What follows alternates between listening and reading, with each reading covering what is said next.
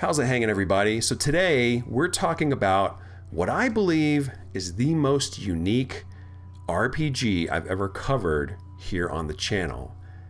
And I know that may sound like a pretty grandiose statement, but I think that once you hear what I have to say, you might agree that there's kind of a one-of-a-kind thing happening here with this game. This is Crystal Project. It is by a single developer. It is a Japanese-style RPG in the spirit of something like a Final Fantasy or maybe even an Octopath Traveler. However, this game does some things very differently and very uniquely. For one, as you can see, it is a voxel-style presentation, a Minecraft-style block world. And, at first, I wasn't very sold on that idea because I was just looking at it from a very surface level perspective, and I saw the trailer and I was like, okay, this is like Octopath Traveler but in a voxel world. Nah, I'm good. So I kind of like blew off the game for a number of months, and then it finally went on sale or something, or I had a conversation with somebody about the game, and I just decided to pick it up, and I needed something to procrastinate with because I'm supposed to be playing Crisis Core, but I keep blowing it off for other random games, and this is the latest random game that I'm blowing off Crisis Core for. So, the exploration. Let's talk about the exploration of this game. Like I said, it's that voxel style, so it's not that appealing to look at. But once you understand why the developer made this choice, you can see very quickly why it is this way.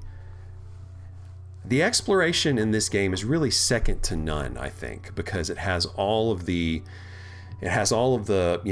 sweet secrets and stuff that you can find, hidden dungeons, hidden areas, hidden treasure chests, and so many things are hidden and tucked away in ways that I've never seen before. And I think it's because of this voxel style and because of also the fixed camera angle. But you can't move your camera around. If you could just see all the little holes and crevices where everything's tucked away. So I know that this exploration style might not be for everybody, but it is absolutely for me. I so appreciate what the developer did here and the risk that was taken, because there was definitely a big risk. I mean, when you make your game look like this, it's going to turn some people off. But at the end of the day, when you really sit down and play this game, it's remarkable what he was able to achieve with that exploration style. When you start the game, your character can jump 2 blocks. I think Minecraft you can jump 1 block. And being able to jump 2 blocks, you can basically uncover an enormous amount of the map by just doing some tricky platforming. And there are areas that you feel like there's no way you can access. And then you somehow find a way there because you jump on somebody's head, then you jump on the top of a tree, then you jump on a lamppost, then you jump on a cliffside, then you follow the cliffside all the way around to like the back or maybe the other side, and then you access a whole new area. And this is constantly happening. I mean, it seems like everything is a hidden area that you're not supposed to be able to get to. It's fascinating in that way. And if you like to explore, if you like an open world, I think you're going to like Crystal Project. It is, it does it like no other, in my opinion. Now, what I really want to talk about in this video, the real strength of the game. The exploration's great. The combat is great. But what this game doesn't do is really the allure, in my opinion. This game doesn't really have a story. And I can't exaggerate how refreshing that is. All RPGs, seemingly all RPGs, have a really bloated story that takes a lot of time to get through. You'll be, needing to come to a stopping point, and then you'll get stuck in like 30 minutes of cutscene and dialogue and just walls and walls of text to read. And sometimes these stories are fantastic. I mean, the best narratives that I've ever experienced in video games are in this genre. JRPG genre. And it's one of the things that I love about the genre, but it's not always practical. In fact, sometimes I find myself not playing a game simply because I don't really have time or focus to sit down and commit, 4 hours to a tutorial and all of this like universe building and all of this text. And sometimes it's just not practical to do that. So sometimes I just want to sit down and I just want to get busy. I just want to go right into it. And this is a deep, immersive RPG that just actually lets you do that. It just gets completely out of your way. It gives you a ton of freedom. There's no tutorial, which is, again, I find that remarkable, but it doesn't need a tutorial because when you go into your first battle, it's very clear the way everything is laid out. It's menu based and you can see exactly what's happening. And it's fascinating that the game just doesn't actually need a tutorial because everything is so well organized and laid out and the player understands what's happening right away. Now, if you've played RPGs before, you're going to feel at home here. As deep as the combat goes, as deep as the gameplay goes, it doesn't go like overboard. So, everything is very manageable. I find I'm even playing the game on hard mode, but I just love that the game gets out of your way, and I love that there's basically not a story. Now, let me be clear. This is being a little bit reductive, I guess, because there is a little wisp of a story, but the whole point of the story is to just not overdo it. Really, every time you talk to an NPC character in this world, they generally tell you something about the gameplay, about what the tasks at hand, strategies.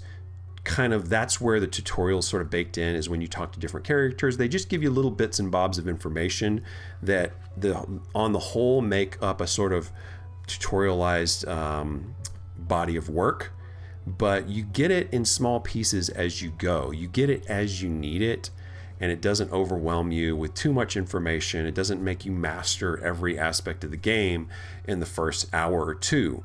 No, it gives you space to learn new things and try new things as they become relevant, and I really appreciate that. Like I said, I'm playing the game on hard mode, which is, I don't know why, because I normally don't do that, and in fact, I don't know that I've ever played an RPG on hard mode, but I thought that, I was ready for, I was up for the challenge, and I just kind of said YOLO, and we're doing it on hard mode, and it's been quite manageable, I think. I do die a lot, as I just did right there. But the cool thing is, it's a game where you're going to die kind of a lot, I think, no matter what difficulty you play it on, especially if you wander into areas where you're underpowered and things like that. But when you play it on hard, you really just have to be super resourceful, and you have to constantly tweak your approach and tweak your abilities and things like that to come with relevant set of skills for a particular enemy or a particular battle, boss battle, whatever. In this game, every battle feels like a boss battle to me. I'm constantly almost getting like one-shotted. But I like being in those areas where it's a challenge because you level up faster and things move a little more quickly. And I really appreciate how, there are these flames on the screen, and those are the enemies, and the red ones are basically bosses, I guess, or they are enemies that you are not prepared for most of the time. Blue enemies are usually going to give you a pretty good fight. Green enemies are a bit of an easier fight, and then the gray enemies are like way under leveled compared to you. So I appreciate the color coding. It helps everything very nicely. But what else do I want to say about Crystal Project? Exploration is great. The battle system, super deep, but never overwhelming. It all makes sense. It's all right in front of you, and it's all very clear. There's a lot of options, but again, your knowledge and your comfort level builds as you get deeper into the game. So I really, I love the battle system here. It's great. And it's also great to just kind of chip away at. Like, I feel like I could walk away from this game for months and come back to it and very quickly reacclimate and relearn where I'm at in the game, what my abilities are, all of that kind of stuff. So I don't know if I'm going to beat this game right now. Tears of the Kingdom comes out in a few weeks from when this is filmed, so that's going to take over a lot of the rest of my 2023. But this is a cool prelude to that game, and just sort of having a relaxing but brutal sometimes experience, because it's just so fun to get in there, master all the classes.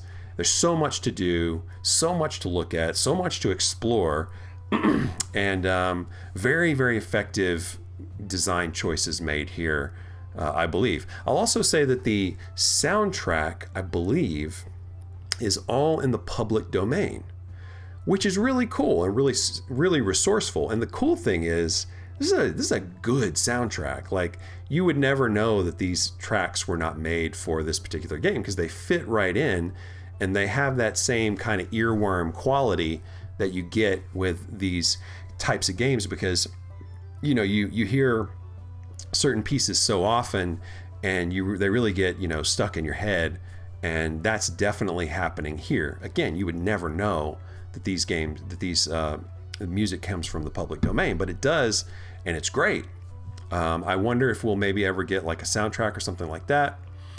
I don't know. I hope so. I hope they can work something like that out. But I will say that this game is currently only on Steam. Works great on the Steam Deck. I think they may have put it on GOG as well. So it's only on PC at this time, though. This game would be fantastic on the Nintendo Switch, because I think the Nintendo Switch could run it no problem. I will say that the game itself does have some strange performance issues. Even for me on a pretty decent build, it was just giving me random little stutters here and there.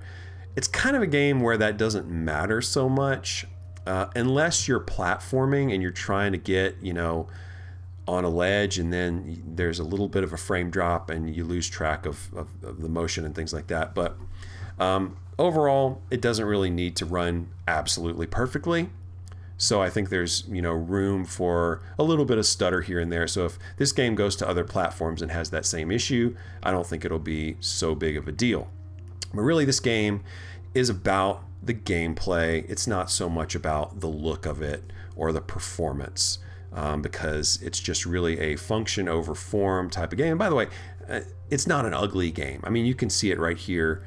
It is perfectly workable, what they've done with the visuals here. And the more I play the game, the more charm kind of piles on. It's not that perfect trailer ready game. I think that's the biggest hurdle here with marketing and stuff like that would probably just be trying to convince people how good this really is, because it doesn't have that wow factor that you can easily sell in a trailer. So it's really all about word of mouth. That's one reason I'm making the video today, is to just let you guys know this is the real deal.